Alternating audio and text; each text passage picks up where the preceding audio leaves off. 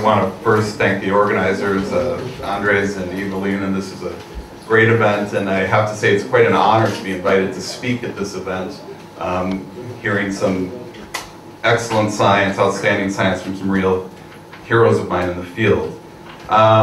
So you've heard about Gnostic units, you've heard about reactivity and plasticity now, and what I'd like to talk to you about is another idea which Professor Schrebro mentioned earlier, which was this notion of reciprocity amongst conditioning and extinction memories in particular, but an idea Konorski formulated about drive and anti-drive, which is actually very relevant today to work in learning and memory, learning theory, and particularly is relevant to the work that I do on fear.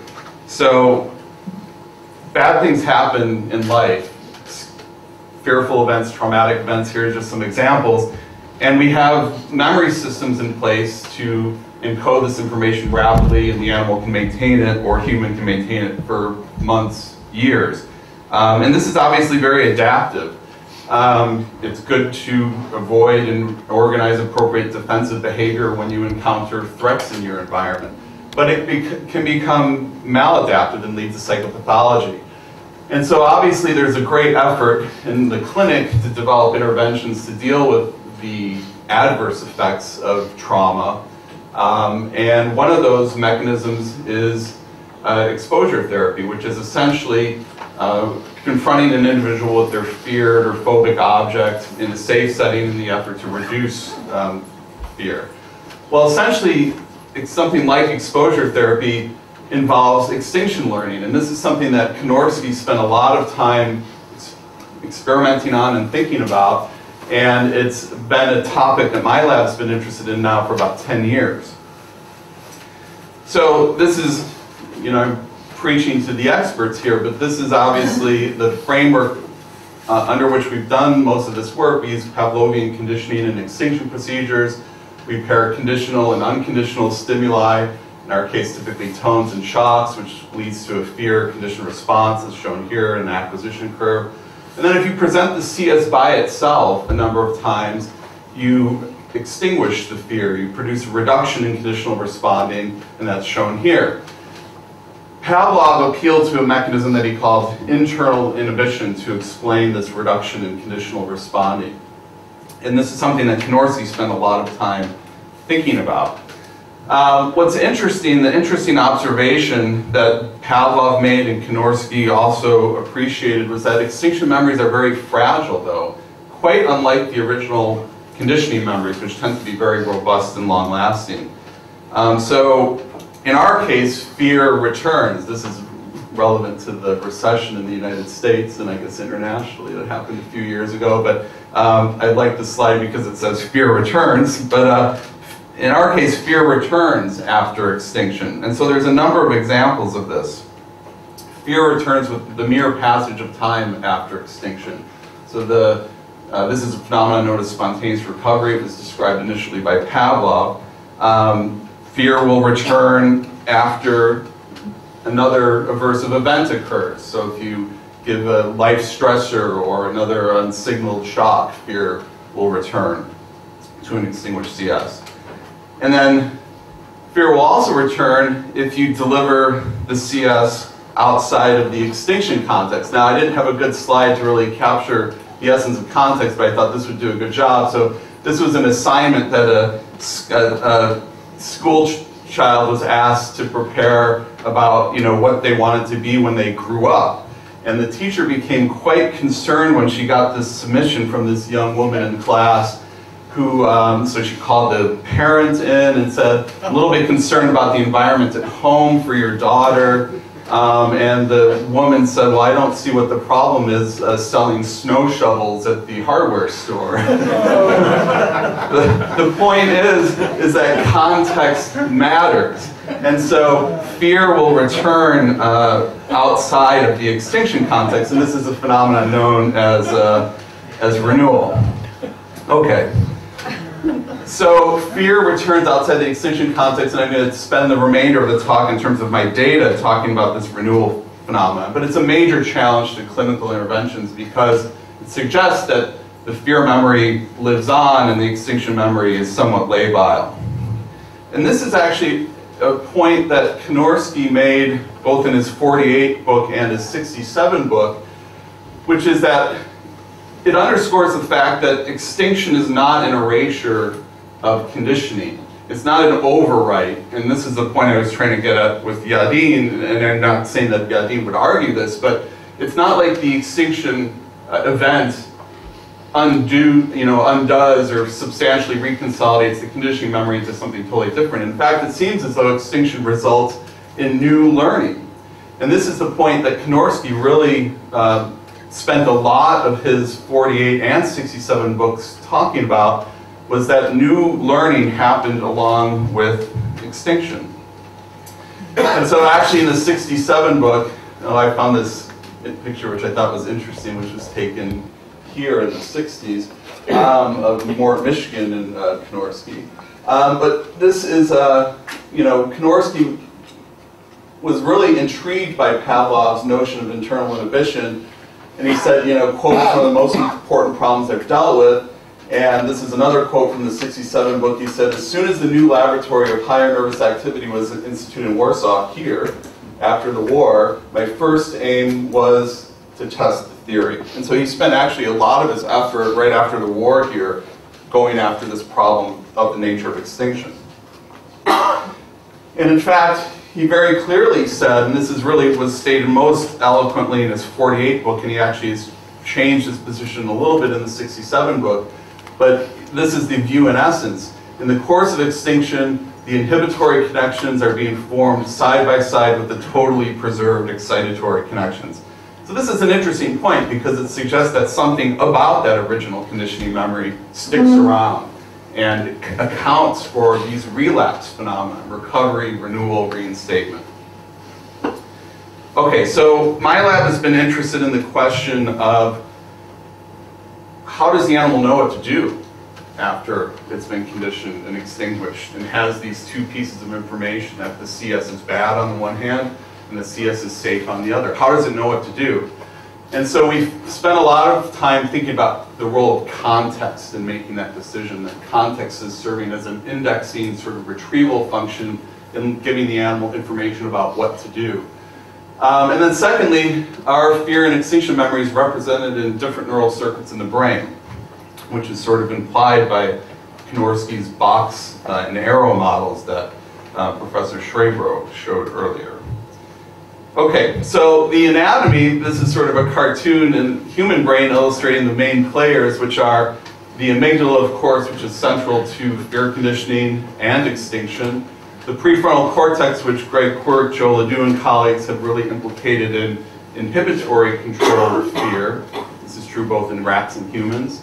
And then the hippocampus, which, as we know, has a very important role in episodic memory and context processing. So that's the easy circuit. The more complicated circuit looks like this. This is possibly not as complicated as the visual system circuit, but I just wanted to give you a flavor of context involving cortical structures and hippocampus, and it all converging on the amygdala, which is involved in associating CS's and US's and reaching motor structures in effect for the performance of fear behaviors. And so we know that the amygdala is involved in encoding both fear and extinction, but the question is then how does context pick which memory the animal should perform, essentially, which memory gets released into behavior. And so for many years we've focused on the role of the hippocampus in this process. Again, this is what we do in my lab. We put rats in boxes and we give them a grid shock to their feet, which is the aversive event, and we pair that with auditory stimuli. We measure freezing behavior, which is immobility of the animal. It's a well-described behavioral paradigm. To get at this issue of context, the experiments look something like this. We train the animal in one context, which we'll call context A, which has some unique features. We'll extinguish the animal in a different context. The odor of the box is changed, the light level, the tactile properties of the floor often are changed. And then we'll present on a retrieval test the conditional stimulus which has been extinguished in either the same places where it was extinguished or in a different place, which is equally familiar because we've equated exposure to these two places. It's an equally familiar place, I've just never heard the tone there. And so the data looks something like this. When animals are conditioned, they show increasing levels of freezing as a function of CSUS pairing, so we typically use 5 CSUS pairings. We give 45 extinction trials typically, so here, before the tone is turned on in this new place, once you turn it, there's little freezing. When you turn the tone on, there's high levels of freezing, and then it shows a nice within-session extinction. And it's equivalent no matter where you put the animal. This shows that fear itself is not context dependent. They're just as afraid in these two places, which are very different from where they were shot. They show extinction, and then here's the critical test data. If you ask the animal what the CS means in the extinction context, it shows very little fear. But if you present that same CS, which has been very effectively extinguished, note the low levels of fear at the end of extinction. If you present that same CS outside of the extinction context, fear renews, and it renews to a point that's really no different from an animal that's not undergone extinction. So the animal knows two things about the CS. It's safe, and it's scary. And this appeals to this sort of idea that, as Konorski proposed, extinction forms a new memory alongside with the fear memory. So what structures arbitrate this fear safety decision? Well, so we focused our earliest studies, now that this is now 10 years ago, on the hippocampus for obvious reasons. It's involved in context and episodic memory. And so the first studies used reversible inactivation. This was done by Kevin Corcoran in my lab. And so he simply put cannula into the dorsal hippocampus and infused Muscimol, a GABA-A agonist, to reversibly inactivate it. And he did that during the test phase, when they were being asked what the CS means, and he had saline controls. So the animals are not on drug here. This is just showing their extinction performance. So they're scared initially, and then they show low levels of fear after extinction. And then critically, when he puts them into the retrieval situation, the controls do what I just told you. They're scared outside of the extinction context, but fear is low in the extinction context. But on drug, when the hippocampus is inactive, they lose this contextual regulation. They're sort of, in this case, intermediate. It's like as if they don't know what the CS means or where it's being presented. So what are the brain areas engaged in this process? What are the circuits engaged in this process? We have evidence to suggest that the hippocampus is communicating with the amygdala, but is it through a direct route or an indirect route? We don't know. So to ask this question, Evelina actually came to my lab as a postdoc in 2006 and used large-scale C-Fos mapping approaches to kind of look at the system-wide regulation of memory retrieval in this task. And so she used the identical task I just described and asked what brain areas are active when animals are suppressing their fear in the extinction context when fear is low. And there she found high levels of FOS expression in the infralimbic region of the medial prefrontal cortex, as well as this inhibitory region of the amygdala, the intercalated cells, which resonates with Greg Perk and Denis Paret's story about the role of these structures in suppressing fear. And then when animals are renewing fear, that is when they're retrieving the excitatory fear association, she found high levels of activity in the prelimbic cortex of the medial prefrontal cortex, the lateral amygdala, and the central medial nucleus, which is an area involved in fear expression. So this suggests some reciprocity of fear and extinction memories in the circuitry. And then interestingly, she found also that the hippocampus and basolateral nucleus of the amygdala were sort of active in both conditions. It's like they cared about the CS no matter where it was presented, suggesting that they may be somehow involved in arbitrating the decision about what to do. The amygdala was a little bit of a surprise in that regard. Caitlin Orsini in my lab followed this work up by asking whether these FOS-active neurons that Evelina had described actually projected to the amygdala. And so she injected a retrograde tracer, CTB, into the basolateral amygdala and asked whether double-labeled cells in the hippocampus and cortex were present. She did the identical behavioral procedures as I described. This shows a CTB infusion in the amygdala and some double-labeled FOS and CTB cells.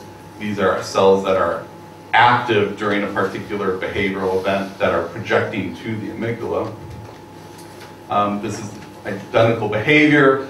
And essentially what she found, what Caitlin found, was that in the infralimbic, prelimbic, and hippocampal regions that project to the amygdala, you see essentially the pattern that Evelina described, but in a proportion of neurons that actually project and connect with the amygdala. So this gives us some functional connectional information about the circuit. And again, infralimbic cells that project to the amygdala were more active when animals were suppressing their fear, as opposed to renewing their fear, whereas prelimbic and actually ventral hippocampus, there was more activity when animals were exciting fear, showing fear responses compared to when they were suppressing fear.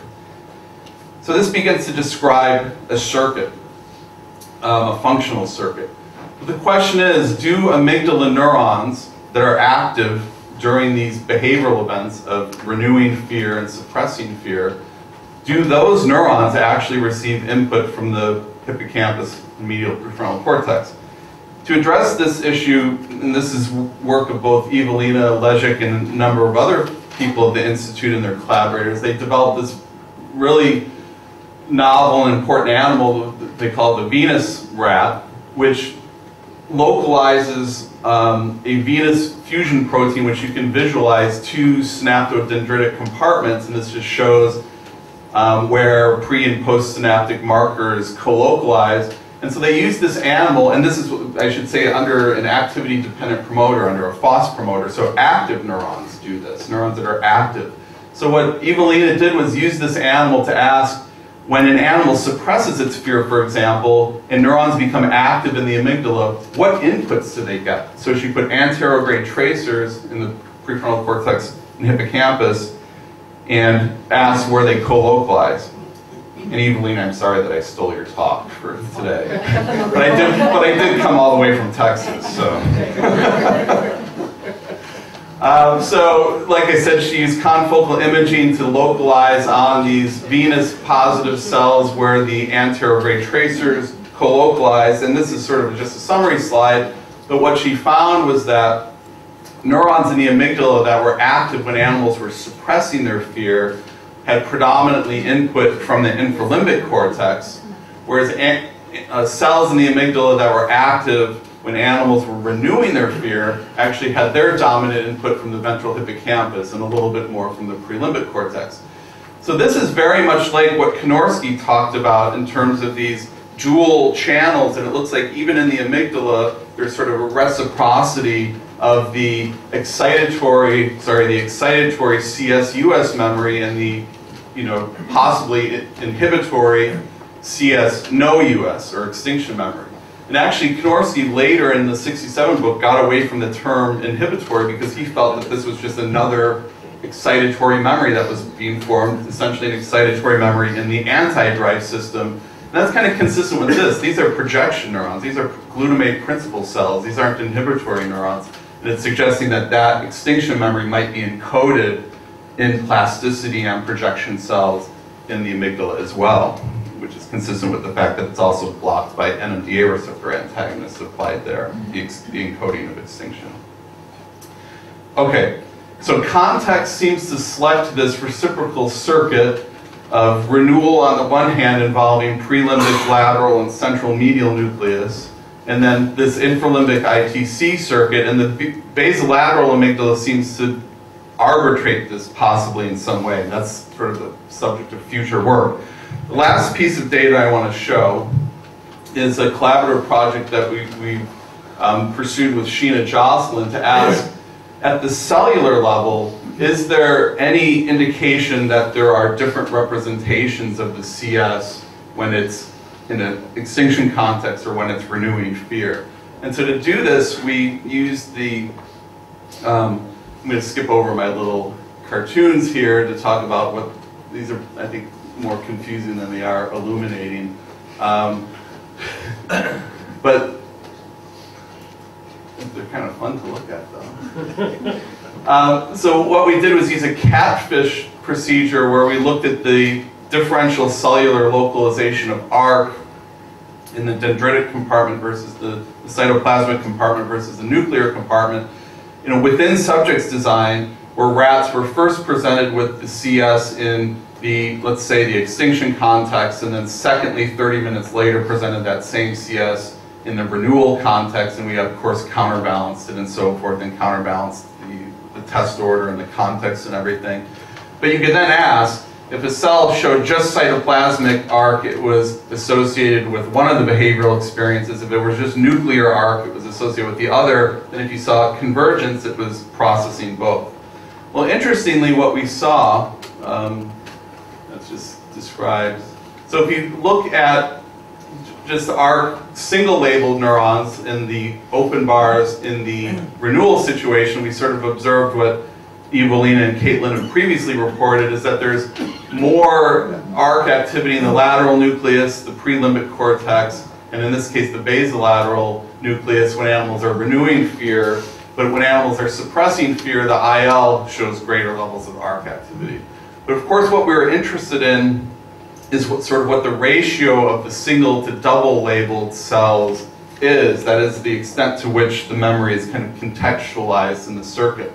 So this is a ratio of basically the single to double labeled cells, and what it's telling you is the greater the number you have here, the more the representation has been separated between the extinction context and the renewal context. That is, there's more cells here that are single labeled than there are over here. And so what was sort of a considerable surprise to us is that the place among these structures that we examined in the amygdala, ventral hippocampus, and medial prefrontal cortex, the place that hosted the most context-dependent representation was in the amygdala. We expected it in the hippocampus, actually, but we found it in the amygdala, suggesting that these two channels of, you can think of it as the drive and anti-drive representations, or the CS-US and CS-no-US representation, were actually found in different and unique populations of cells in the basolateral amygdala. It's also the case that this difference emerged as a function of extinction training. That is, before extinction training, most of these areas showed an overlapping representation. That is, the CS was treated the same whether it was in one context or another. It was only until after the CS acquired this new meaning that pattern separation had occurred. Okay, so just to conclude, extinction yields a new safety memory, a memory of relief that competes with fear for expression of behavior, and this was core to Konorski's thinking about extinction. And this idea continues to resonate through the field, and I think it's one of the ideas that's actually receiving lots of careful current work in the neuroscience field. The hippocampus mediates contextual control of extinction through its projections to the prefrontal cortex and amygdala. And as I've just showed you, the amygdala contains context-dependent neuronal ensembles. In some ways, Gnostic neurons, Gnostic fear, and Gnostic extinction neurons, if one believes that there are such a thing for emotions, and it's been suggested that there are, that the amygdala contains these sorts of representations. So I just want to thank new members of my lab here at Texas A&M, where it's currently 95 degrees, as it was last week and the week before. So this cool and rainy weather is actually quite refreshing for me. And of course the collaborators, Caitlin, who I've already mentioned, Sheena and Chen Yan at Toronto, who were involved in the catfish work, and then Leszek and Evelina here at Nencki Institute involved in the Venus rat work. So thank you very much.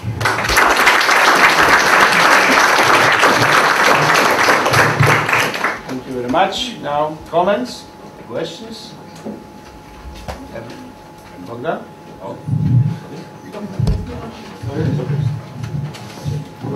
Yes.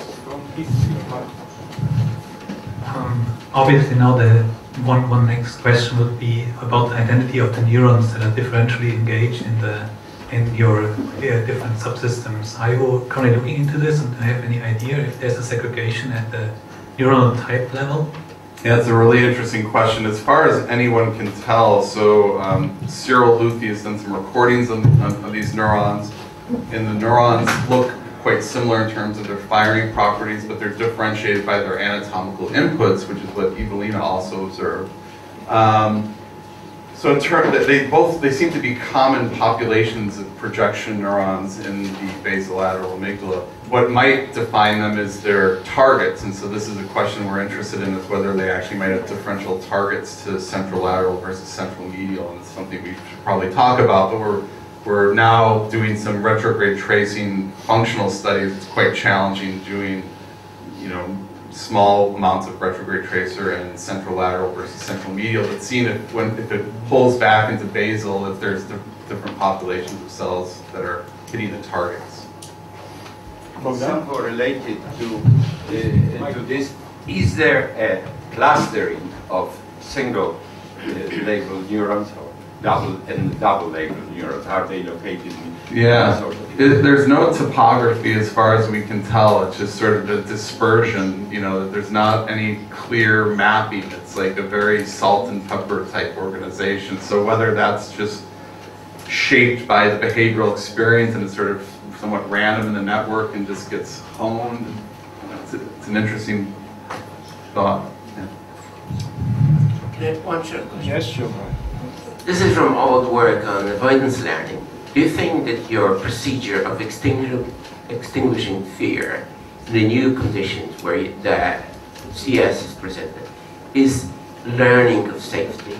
Is there anything that anyone learns actively, or is it just extinction as an act? No, I think there is a component of learned safety, learned relief, and that the CS does take on lots of properties of a safety signal in those situations. So people have tested this, it shows slower, it can show summation with other exciters where it reduces performance. And so I think there's a lot of reasons to think that it is very much like a safety signal, almost like a condition inhibitor.